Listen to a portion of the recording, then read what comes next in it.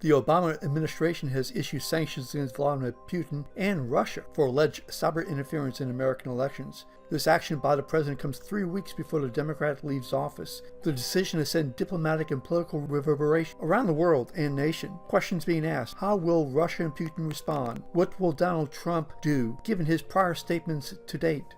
Here's a summary of the sanctions.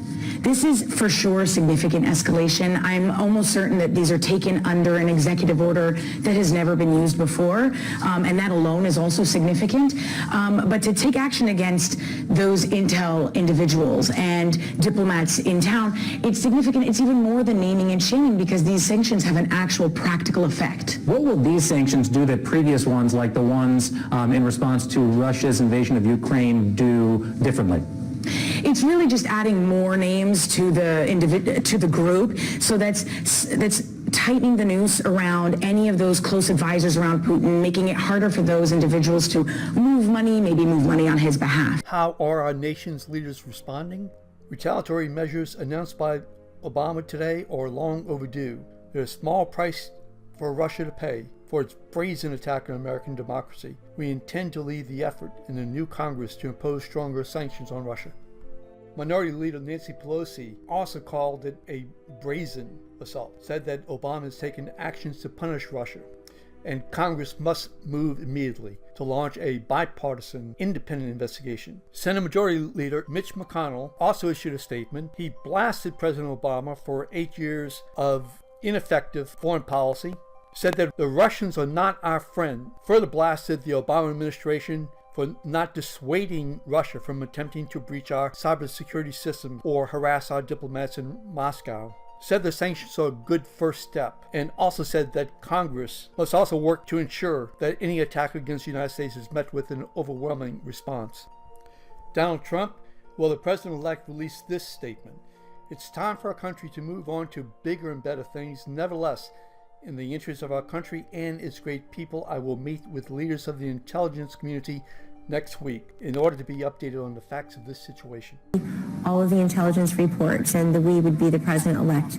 So he'll have that briefing next week. But in the meantime, he repeated today what he said last night to reporters here at Mar-a-Lago, which is he believes it's time to move on to bigger and better things for the country. I will tell you that even those who are sympathetic to President Obama on most issues are saying that part of the reason he did this today was to, quote, box in President-elect Trump. That would be very unfortunate if that were if politics were the motivating factor here, but we can't help but think that that's often true. It's easy to see how the Trump transition is shaping this.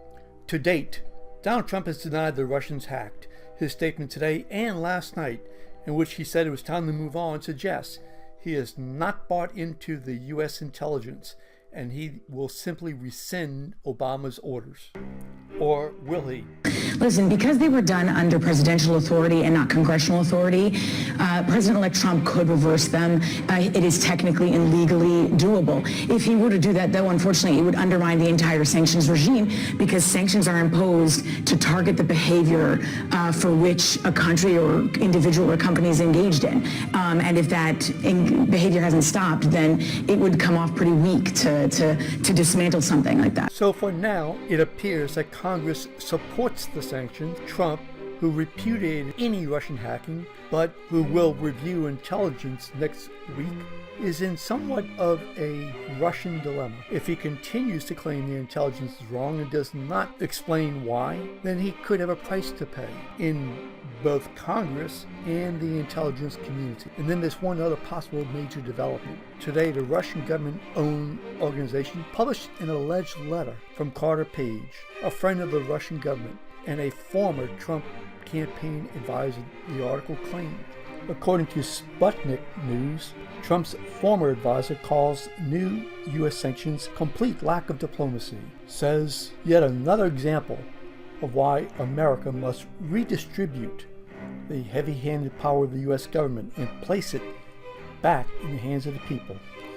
Page allegedly also wrote a letter to John McConnell, allegedly stated, "Any efforts by members of Congress now to undercut potential new approaches to Russia would risk U.S. national security and innumerable service members' lives.